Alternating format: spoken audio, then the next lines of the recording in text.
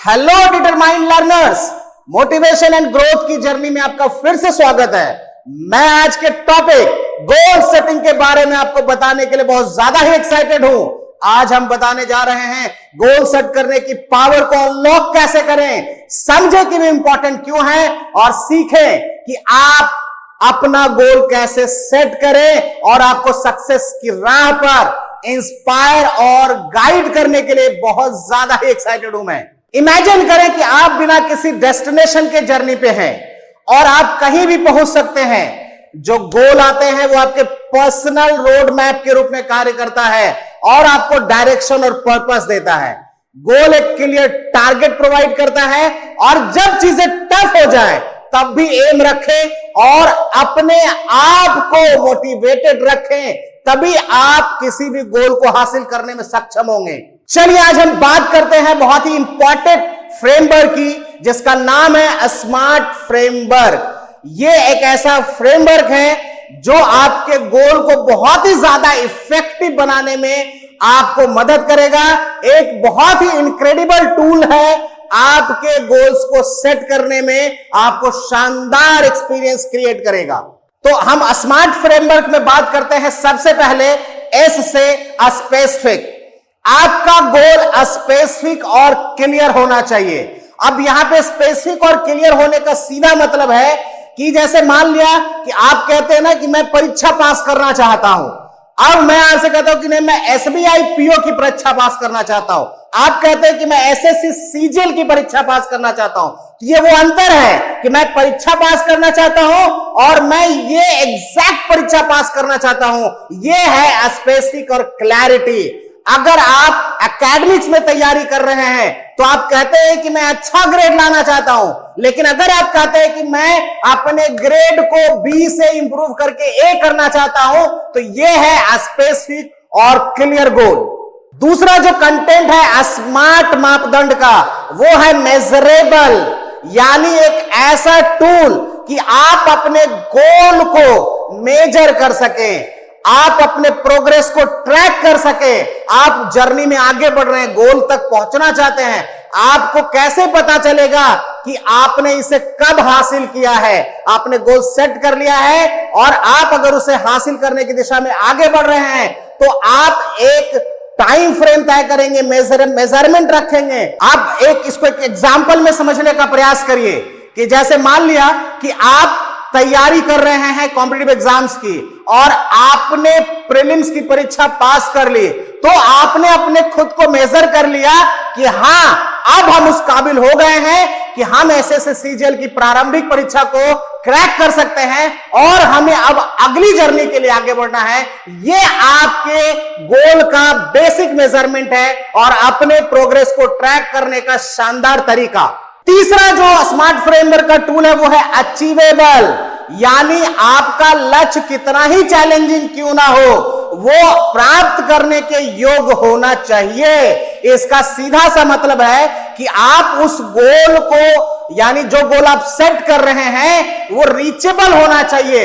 ऐसा goal set ना करें जहां तक पहुंचना आपके लिए बहुत ही ज्यादा मुश्किल हो जाए, और ये स्टेप बाय स्टेप करिएगा। जैसे कि अगर मान लो आपको किसी परीक्षा में डी ग्रेड आ रहा है तो डायरेक्ट आप ए ग्रेड के लिए ना सोचे, आपको ये ट्रैक करना पड़ेगा, क्योंकि डी से ए जाना आपके लिए बहुत ही बड़ा चैलेंज हो जाएगा। मैं ऐसा नहीं कह रहा कि ये नहीं हो सकता है, लेकिन डी से आज ए तक पहुंचना ये आपके लिए बहुत ज्यादा कठिन हो सकता है। इसलिए पहले आप प्रयास करेंगे कि डी से हमको सी पहुंचना है और सी से हमको बी पहुंचना है, फिर बी से हमको ए पहुंचना है, और आप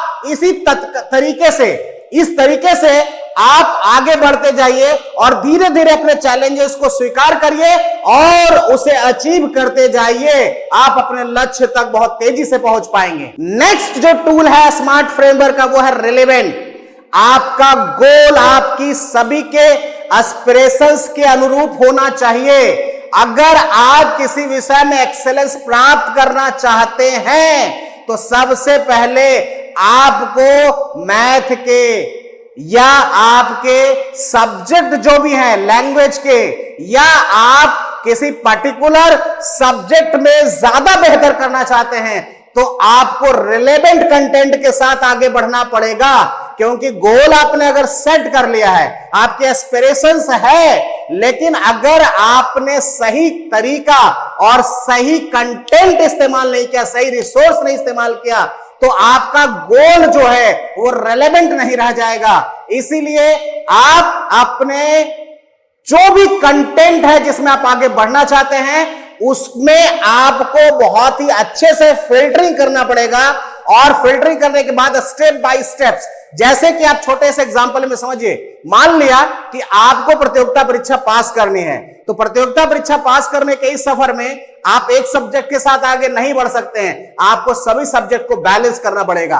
अब यह देखना होगा कि क्या तरीका होगा जिससे हम बैलेंस कर सकते हैं। इसके लिए आपको हर सब्जेक्ट को एक्सेलेंस करना होगा और इसके लिए मेंटर्स की जरूरत पड़ सकती है, इसके लिए आपको बहुत अच्छे रिसोर्सेज की जरूरत पड़ सकती है।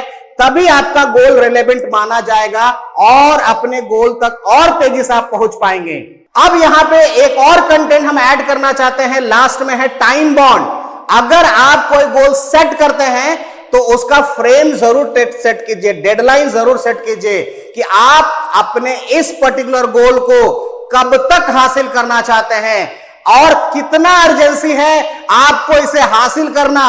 और अगर ऐसा होगा तो आप फोकस्ड रहेंगे, और फोकस्ड रहेंगे तो आप तेजी से अपने गोल को हासिल कर पाएंगे। जैसे कि मान लिया आप ग्रेजुएशन कर रहे हैं, तो पहले आप सेट कीजिए कि हमको अपने सेमेस्टर में बेहतर करना है, तो आप पहले सेमेस्टर की परीक्षा से पहले ही आपको खुद को तैयार करना होगा, ना कि आप दूसरे सेमेस्टर में पहले सेमेस्टर की तैयारी करेंगे। यह ध्यान रखिएगा कि आपको हर परीक्षा की तैयारी उसी टाइम फ्रेम में करना है जो डेडिकेटेड है, जिसका डेडलाइन पहले से तय है।